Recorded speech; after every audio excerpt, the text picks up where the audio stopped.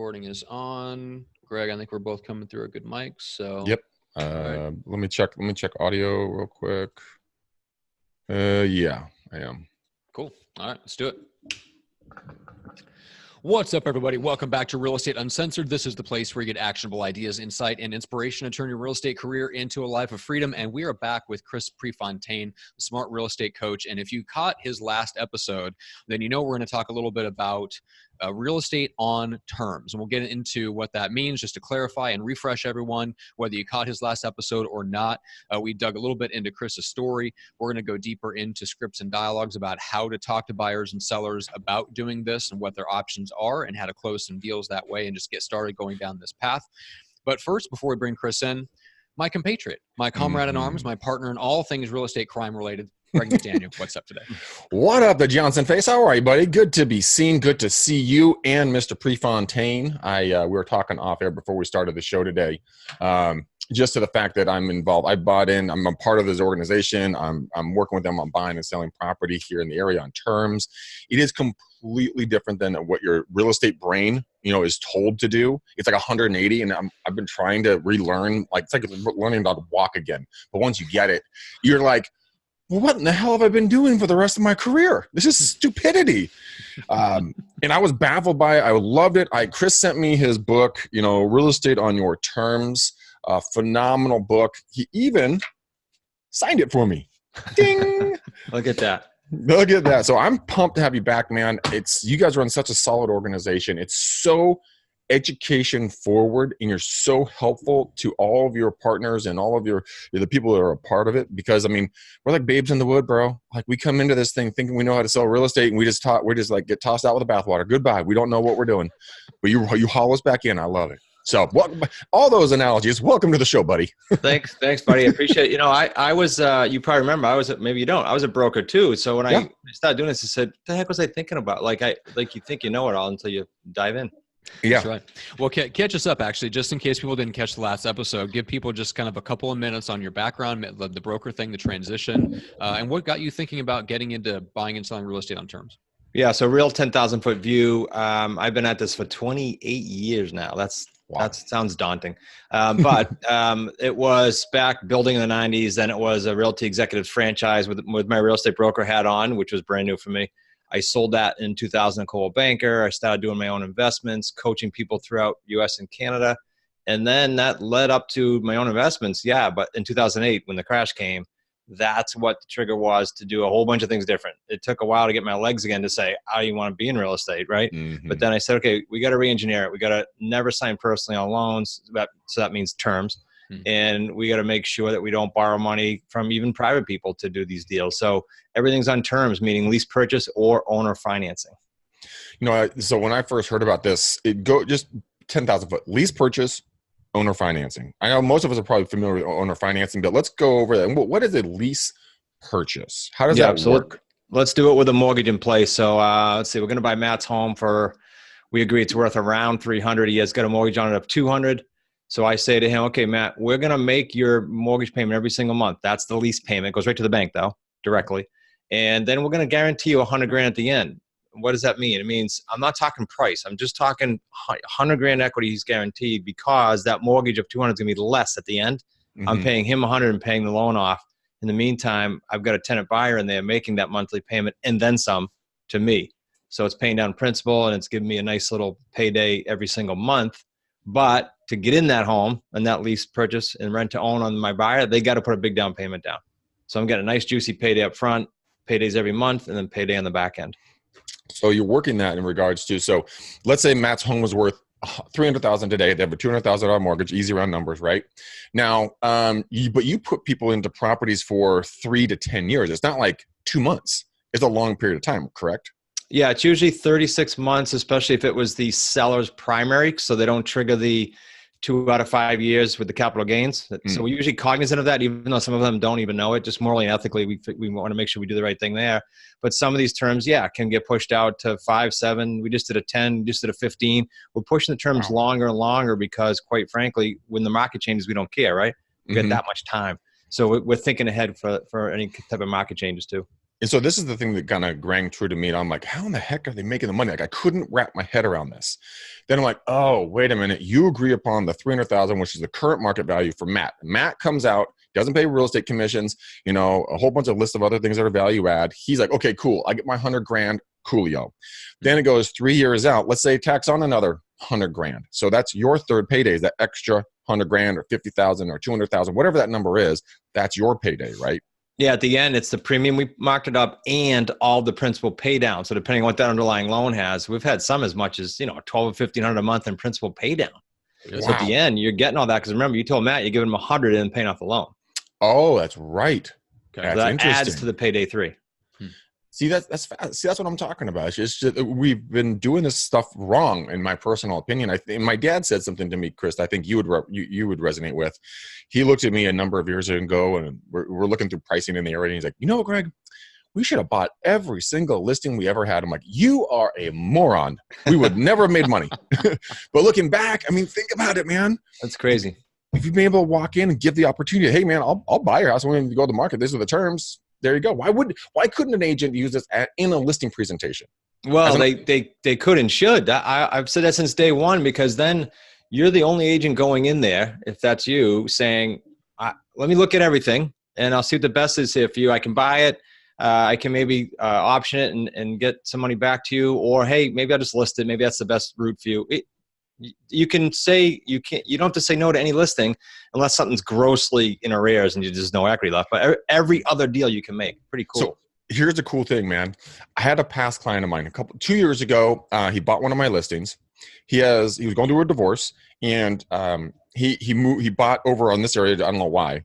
From another city called Benicia, bought in a city called Concord. And he called me up the other day. He's like, hey, Greg, the property hasn't appreciated the way I want it to appreciate, but I need to sell it because my daughters are miserable over here. All their friends are over across the bridge over in Benicia. I'm like, okay, that sounds, his actual name is Chris. I said, okay, cool, Chris. And guess what? The first thing, I knew there's no equity. I know I can rent it, get it rented. Guess what I thought about? I thought about you and your program. I'm like, oh my God, this is a perfect scenario. Perfect. He doesn't lose any money. He can get out of the situation, you know, and he goes net zero.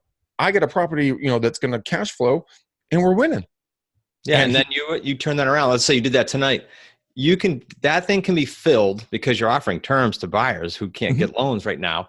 Right. You can fill that thing in 5 to 120 days. That's kind of the window, right? Yeah. So that's pretty quick. So then you get a 5 to 7% check up front. You get monthly cash flow out of thin air, and then you just wait on your back end. Yeah. And because this is a perfect little neighborhood that's like around the corner from a hospital, which is good for an elderly couple. Very quiet little neighborhood. You know, it's 3 or 4 blocks to downtown Concord. It's a great location. Schools suck, but it's a great location. I mean, every rehabber and wholesaler will pass on that, as will some agents if the sellers say, "Well, I can't even afford the commission because I'm too tight." Bingo! Right. Then you come in with that angle. That's interesting, Chris. I'm curious. What is the I don't know, maybe call it the golden triangle, the trifecta. Like what's that perfect storm of scenarios where it makes so much sense. It makes sense to the owner. It makes sense to you. It makes sense to the buyer. What are some of those earmarks that you look for? Well, okay. So it always makes sense to the buyer, frankly, because you're fishing in the pond of people that need that, right? That vehicle, they can't get a loan today. Not always a bad thing. They just might need time. But from the seller standpoint, we can boil this down further, but the best thing is if there's equity there and they don't need it right away, they'll get more out of it over time. And if there's no equity and there's some stress there and they got to leave right away, that's great. So it's really all about the motivation. You can talk to people till you blue in the face. If they're motivated and they don't need their equity right away or don't have any, you're golden. And you know, the funny thing is, Chris, that I talked to Zach about this, and I said, because my mind was moving, I'm like, okay, so there's a lot of people, you said 82% of people can't get a loan right now for some reason. Yeah, depending on market. Yeah. Okay. So let's say it's 75%. So bring it down. So it's a quarter, 3/4. I'm like, how are we getting a hold of people? And he's explaining, you know, mailers, calls, you know, standard stuff, right? I'm like, well, who's doing social media on this? Who's putting a video out explaining the different options on how this could work? And everybody's like, nobody. I'm like, oh my gosh, are you kidding me? I'm gonna shoot videos on this stuff after I get to know it better, so I don't sound like an idiot. And then start pushing videos out into my media, into my local market areas where I know there's going to be churn, where I know there's going to be some heartache in like some cities like Pittsburgh, Antioch, Bay Point, you know, some of those lower income areas. Yeah. There's still 6, 8, $100,000. I mean, all day, every day. And that's not taking advantage of the situation. That's bringing a solution to a pain problem. Oh, you're right. It's like a three-way win. I remember when my son Nick, first started helping me in like 14. He was a realtor in the same office. We worked out of the same office, and he said he couldn't wait to come in. He said he used the word healthier, and just such good energy. The buyer's ecstatic, the seller's ecstatic, and we win. Not all this bickering back and forth that goes on. No offense to the realtors, but that happens. No, it totally does. And by the way, I got to compliment your son, Nick. I was on our weekly call, and there was a question that came up. And, it was a guy, it was like, hey, should I push this lady out? She signed a contract. Should I, hold her to the contract? And he's like, hold up. No, you're going to treat her the way you'd want to be treated. This has to be a win-win. If she wants to get out and her life changed, then they're going to let her out because you know what? She's going to refer friends and family. And I was instantly, floored by the efficacy of your organization. I appreciate it. That's one of our 5 core values is all transactions with integrity. It was insane. So tell me, go ahead, Nick. Matt. That's fine. I've only been your co-host for 4 years. An occasional slip of the name is no big deal. Thanks, Greg. Thanks. I appreciate that. Okay. So here's the beer's flowing already, maybe. Yeah, exactly. Yeah, seriously. Oh man. Okay. So Chris, this is what I'm curious about. So I think you probably had this advantage. Greg definitely has this advantage. Not everyone is going to have an established reputation and a decade or two of experience in their market that they can fall back on to say, right, when they're on the phone with a seller, hey, I've been doing this for a long time. I have a track record. You know what I'm saying? Like Greg's got 40 years of family in the area selling real estate. For those that are just getting started or they're coming at it from, let's say they're just starting out in real estate, they don't have that track record and they want to get into this because they see that this is the next phase of real estate. Yeah. How do you talk to sellers in such a way that your scripting and your dialogue builds that trust rather than you having to have a 40-year track record? Yeah. 2 things come to mind. Tell me if this answers it for you. Nails it. In no particular order. One is the confidence. So it's not what you say, it's how you say it. It's just like being a realtor for the first day. It's the same answer. So get really good at studying the scripts, which we provide. That's number 1. Number 2, though, we've kind of fixed it even further. If someone's in our organization, Greg probably ran across this, then we give them access to National Property Team. National Property Team is a quasi association of all of us around the country. And so I heard today, I was listening to a call. We listen to calls and critique them. I heard one of our brand new guys. He's had some success in finance, but nothing in real estate. And the lady said, "Oh, how long have you been doing this?" Without hesitation, he said, "Well, between my partner and I and the group he belonged to, well over 100 years." Bingo. Wow. So he didn't have to, she went, "Oh, great." And she kept going. See, it was how he said it and how quick he said it. He could have just said him and I, because I'm his coach, but he used the whole organization, National Property Team. Well, that was pretty cool. So that lends credibility. And the third is we teach them to get on the BBB, the Better Business Bureau.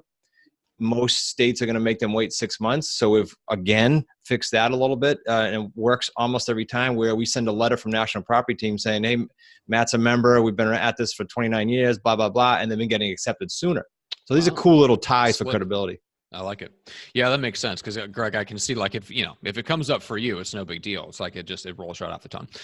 From the scripting and dialogue point of view, I want to talk a little bit about how the conversation goes, because our audience is obviously in real estate already. They know they can list the property, and we're so used to, like Greg said before we jumped on, like you're so ingrained to think that way, to think in terms of buying and selling and the traditional relationship.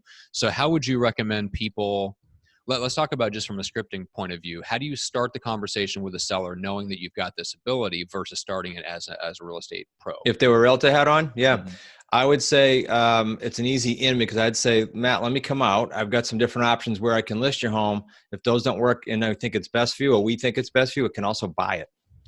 And tell me that almost every seller is not going to go, "Really? Like, I got to know more about that." That's pretty key.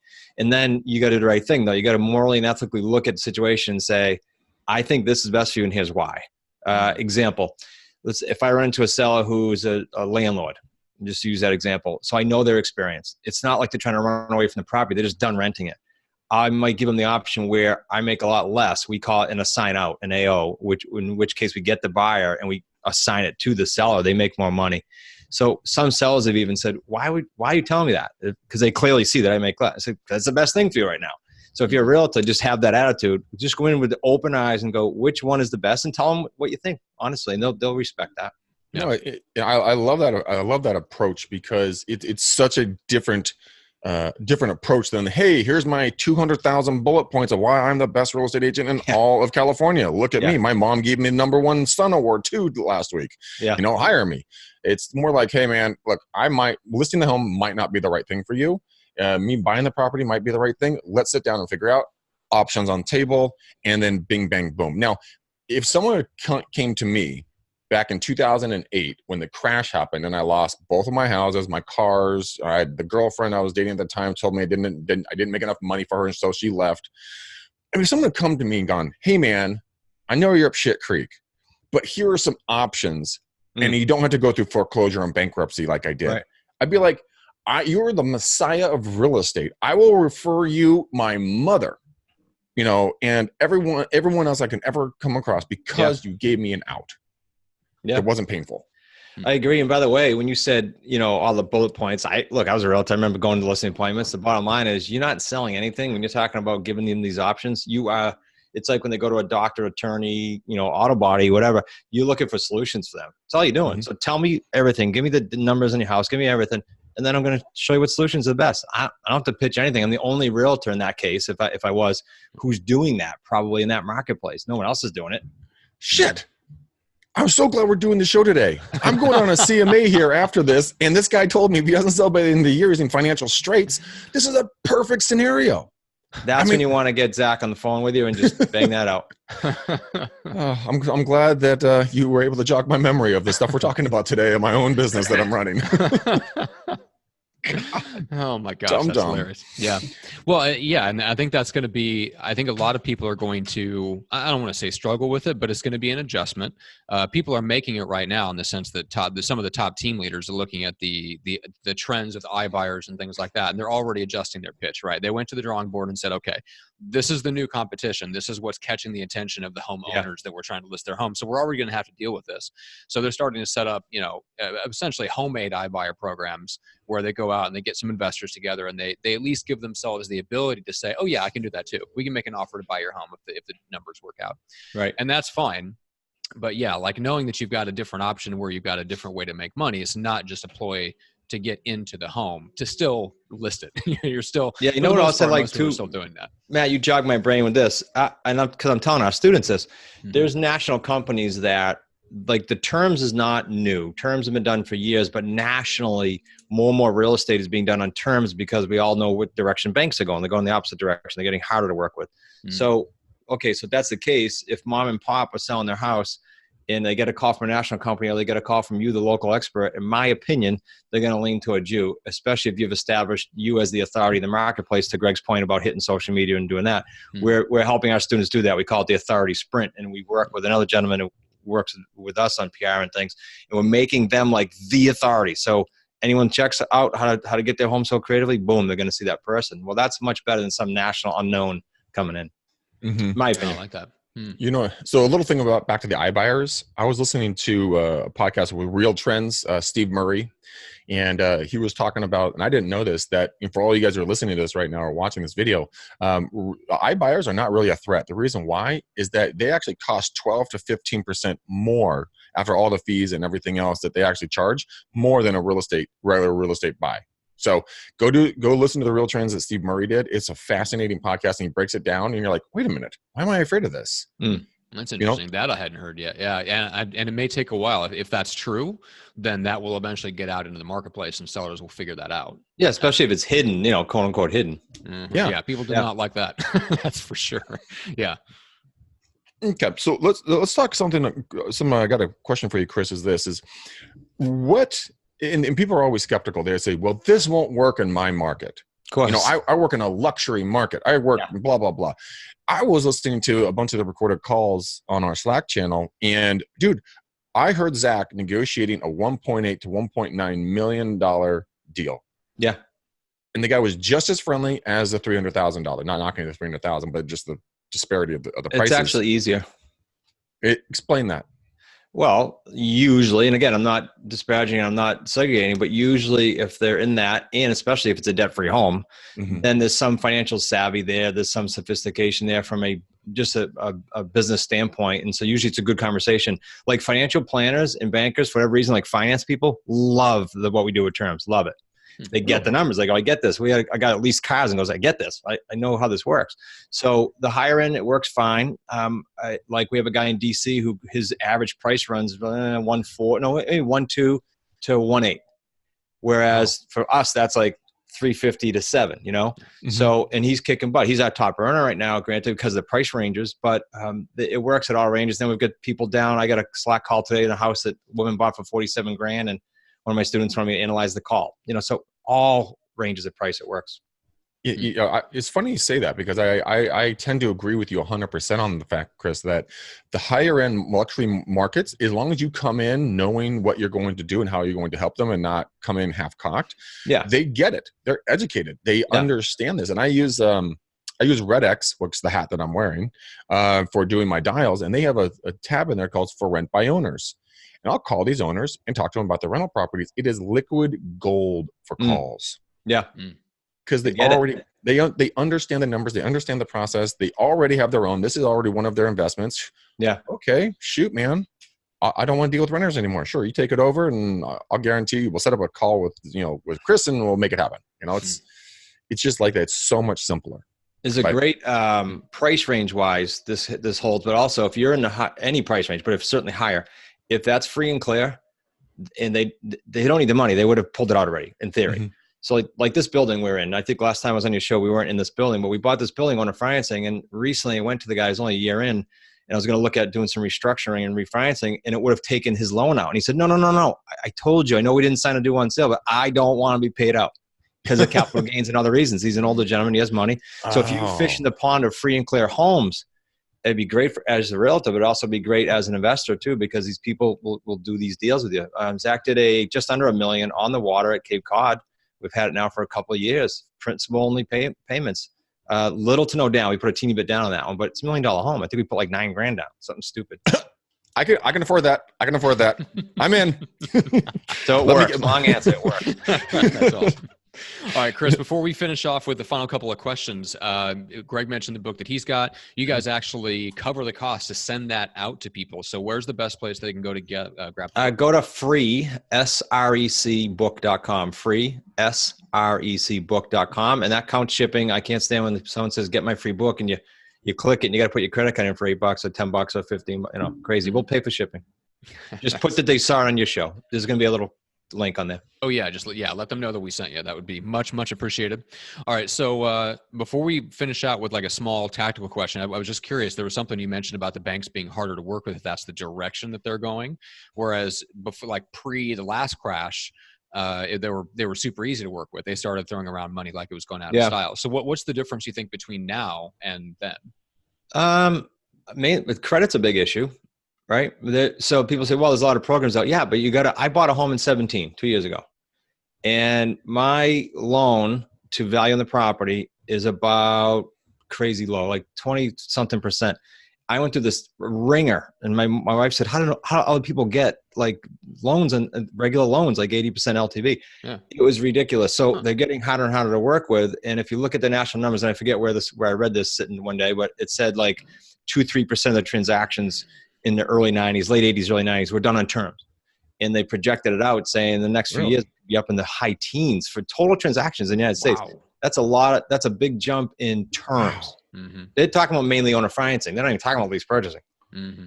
Really? That's interesting. That large amount of percentage, that's a huge number. That's tens of thousands, if not higher, of deals. Yeah, so why not get in front of that? The book, Mike McCall's Surge. He talks about getting in front of those type of surges. That's huge. Get in front of it and jump in with both feet. Yeah, but it's my mental block on it when I was doing calls, and Zach wanted to beat me like a redheaded stepchild because I would always go revert back to my realtor hat, right? Just like, hi, I'm with XYZ, your real estate. Are you thinking about selling your home? Because I would like to list it. I'm like, God damn it. No, I would like to buy it. Yeah. And it's actually a much easier to get a meeting to say that you're I'm an investor, but I'm also, my day job is a real estate agent. Just want to be clear about that. But I'm here with my investor hat on. Are you thinking about selling? Because I'm looking to buy. And don't you sound stronger? You sound stronger financially just by saying that. Yep. Yeah. Even if you don't have two pennies to rub together and you're a brand new real estate agent, you know what? You still sound like you're good. I agree. It's phenomenal. All right. So other than getting the free book, which is a no-brainer, where else should people go to connect? You've got the podcast, you've got the website. Just give us the quick rundown of where you want people to connect. SmartRealEstateCoach.com is simple, Matt, because I do a free webinar. If they want to listen to me for another 55 minutes, it's all content, and then they can decide, look, I want to dig into that further like Greg has, or I don't. And the podcast is SmartRealEstateCoachPodcast.com. I will attest, guys, anyone who's thinking about doing this stuff, I took a look at what Chris and Zach and their family and their business is doing. I vetted it out. I talked to a lot of folks. Everyone I talked to said that's a great idea. My father said he made a lot of his money doing term purchases. And again, I wanted to slap him for not doing it more with me. And like, damn it, Dad. But I bought into the group. I'm not kidding, guys. And this is not a sales pitch. I do not get paid for saying this by Chris or anyone else over at his group. It is impressive the amount of attention you get and the resources that they provide. If you are willing to do this type of business, I mean, obviously I put my foot, well, I don't know what I'm trying to say, but I bought in. You put both feet in. Both feet in. Yeah. Yes, both feet in. Well, so here's what's interesting. We met well before you did that. So it's not like he said, hey, Chris, have me on the show. We got to promote. No, it's not about promoting. It's about the stuff working. Mm-hmm. It really does. And it changes people's lives. Yep. For the better. Yeah, exactly. All right. Greg, what's the best way for people to reach out and connect with you? Call Matt. He'll personally send me a message, and then we'll get on a call. That's right. I do enjoy being Greg's personal secretary. That's my favorite role in life. Oh, isn't it great? And Yeah. my car needs a washing too. Okay, I Thanks. appreciate it. All See you at 3. Get it right on that. Guys, go ahead and just give me a call, guys. Actually, no, don't call me. Text me 925 915 1978. You can talk to me about kind of what Chris and Zach are doing over there at Smart Real Estate Coach. Get my opinion on it. If we want to do a free coaching call or something like that, anything I can do value. So text me. We'll get a time. So 925 915 1978. Matt, you have a podcast company that helps people become famous, just like you. How do they do that? Micro famous, yes. Not macro famous. Nobody wants to be able to go to the grocery store and get hounded by the paparazzi. I do. Yeah, exactly. I'm sure you do. That's probably true. Yeah. So guys, go to just message me on Facebook. It's easy. I actually set up a new link page. So go to getmicrofamous.com. You can connect with me on Facebook. Facebook Messenger is about the main place that I'm actually active right now. I'm famously unavailable by phone and email, which I enjoy thoroughly. So you can check me out on Facebook Messenger. Go to getmicrofamous.com. And all the links for all the stuff that I'll be doing there is going to be there for anyone that's on mobile. So that's the best place to get me. Awesome. Now, Matt, the most important question of the entire show. What color of bow are we putting on this show? Well, I think we have to go with green for cash. Money, baby. Make those dollars, make it rain. Tie a nice little green bow around the episode. All right. With a couple little Benjamins attached to it. Okay. It works. It's the color, and it better be the color I signed your book. I think it is. I think let me check. Yes, it is. It's definitely the color of your logo, Chris. There you go. As well it should be. All right, guys. Hey, we love you to pieces. Chris, thank you so much for coming on. You are a legend. Absolutely a legend. Guys, if you like the show, give us a 5-star review in iTunes and Stitcher. Mention Chris for dropping nuggets of goodness for us all here today. And until next time, peace out, ninjas. We're gone.